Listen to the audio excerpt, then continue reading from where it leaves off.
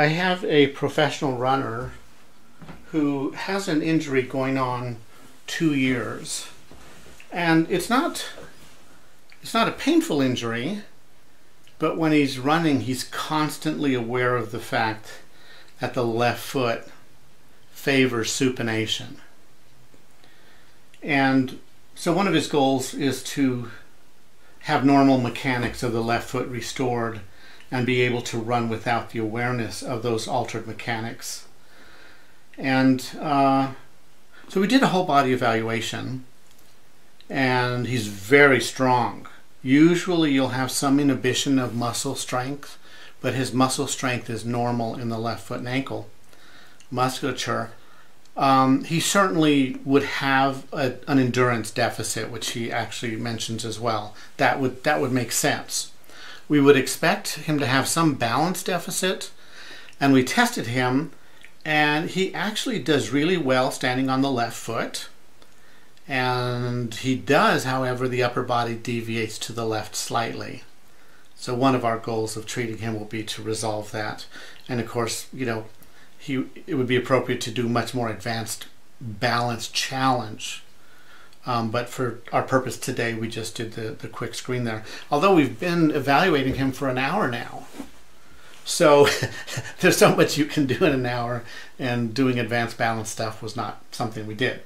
But we know that it's affected somewhat, and so we know it has to be treated. So looking at his feet and ankle on both sides, he's very tight in his heel cords.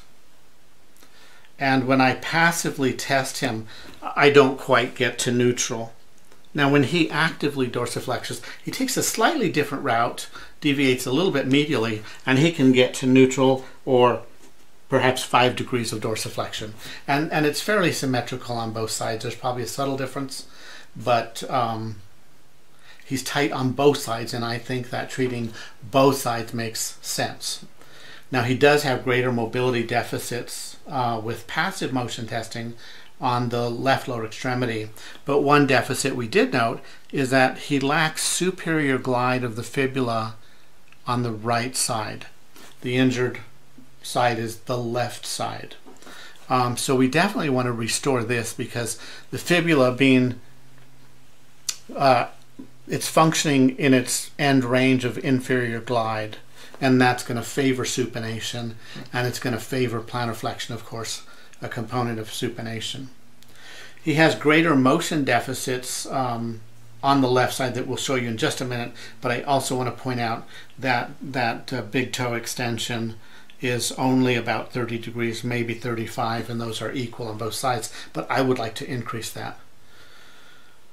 So now, focusing on the affected side, he also lacks superior glide of this fibula, but he also has a prominent lateral malleolus, and when I try and create movement in that structure, I'm pushing downward with a reasonable amount of force, and there's no movement there. We do the same thing on this side with a reasonable amount of force. There's that motion. There it is. And we take up that slack, and then I can impart a little bit more force, and you feel a spring and a recoil. Do you feel that? Yes. Okay. So that's normal functional mechanics, is that with a joint you should be able to take it to an end range, tighten up the soft tissues around it, and then induce a forward spring, and it should also recoil. This is lacking. Same thing at the fibular head. No play going from front to back, and no play going back to front. And I think that when we restore motion down here, I think the pattern in the upper and the superior tib-fib joint will change. The other motion difference is in the midfoot. On his right midfoot, I can pronate that very freely. Navicula feels very free in terms of superior inferior glide, and in terms of moving with the other bones, moving into pronation. On this side, this just feels really tight. Can you feel that? Yeah. You feel the difference? Yeah. And I'm trying to, flatten that arch. I'm trying to move that midfoot, and it's just not going. Now, the fifth ray had normal mobility. The cuboid is predictably tight. okay? And I'm not getting any joint play going superior, inferior with cuboid. It also has a rotatory component. But I'm not feeling any cuboid motion, but I rather think that when we restore the other motions, including midfoot, I think cuboid will just come along, and I think that its motion will be much improved. So I think that covers all except subtalar joint. Let me back it up and talk about, again, his lack of dorsiflexion. I think that we can restore some posterior glide, but more importantly, posterior rotation of the talus. Okay, so in doing that, and if we can improve that motion, increasing dorsiflexion of the ankle, I think the subtalar joint might soften up and give us a little bit more motion down there. Let's have you lie on your stomach with your feet off the edge.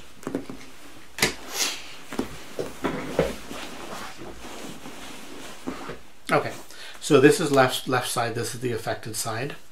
And on his right side, when I try to evert the ankle, there's a little bit of play, not a lot. So this is calcaneal eversion. On the affected side, there's none at all. So coming back to this side, there's a little bit of play. I think you can see that I can take the slack out of the system, but then I can impart a little force and gain just a little bit more mobility. On this side, the slack's already taken out, and I can't get any mobility there. Or if I can, it is so slight. Now I'm going to test what I call external rotation, but the formal terminology is abduction of the calcaneus. So I'm going to rotate the calcaneus towards the left, towards the midline, and the front of the calcaneus, and therefore the foot, should rotate outward. And I'm the cameraman, so I apologize, there's no close-ups, and we're not doing different angles. And I appreciate it's suboptimal, and I appreciate we're dealing with some very small motions that the camera might not be able to pick up, even under ideal circumstances. But I still think there's I think it's a worthwhile conversation about how to evaluate and treat a chronic supinatory pattern, especially in a runner. So I'm going to, you see that play? Mm-hmm. You see that? We can rotate the back of the heel towards the left, and the front of the foot goes outward, but it only goes what I think is about 5 degrees. Very slight motion. It'd be nice if we could improve that on this side, and I think we can. If I'm wrong, we'll discover that. On the affected side, you see that little bit of play there? I took up the slack there, and now there's no motion. Now I cannot add any additional movement, and the foot was lying perpendicular to the floor, whereas this one went at least 5 degrees laterally. So we have a lack of calcaneal abduction. Now, if we wanted to be really formal, really precise, we would compress the malleoli, which would considerably reduce motion in the ankle, and it would be isolating the subtalar joint of the talus and calcaneus, the top of the calcaneus. There's just no give here at all, none at all when I do that. So this describes what we found with foot and ankle, and we also found an asymmetry in the lower part of his pelvis. And a traditional pelvic sacroiliac screen would not capture the pattern in the pelvis, which I call a left lower wind-swept pelvis. And I already have video up that describes a left lower windswept pelvis, so I'm not going to elaborate much on that. But it is important to screen the joints above And we did screen his knees and we did screen his hips, and when we got to the pelvis we encountered a lower pelvic asymmetry of both position and of mobility. So we do similar spring testing, passive motion testing in the pelvis, similar to what we've seen here on the foot and ankle. He also has considerable tightness in the right suboccipital region, and he has a reduction in passive accessory motions where the occiput and C1 connect, the occipital-atlantal joint, and reduction in rotation and side glide of the atlas, the C1 vertebrae. And I think that when we improve his mechanics, his mobility in the left foot and ankle, I think that the upper cervical pattern is simply compensatory, and that will either disappear reflexively or that it will be much easier to treat. But I think that we've covered enough territory here, and I'll stop filming and we're going to treat him. It certainly will take me the rest of another hour to go through the treatment. I use very small forces for a sustained period of time. Sometimes I'll use an oscillation, and I'll do at least 30 reps of oscillation. So we will treat these motion restrictions that we've identified, including the pelvis, and we will film the after effect.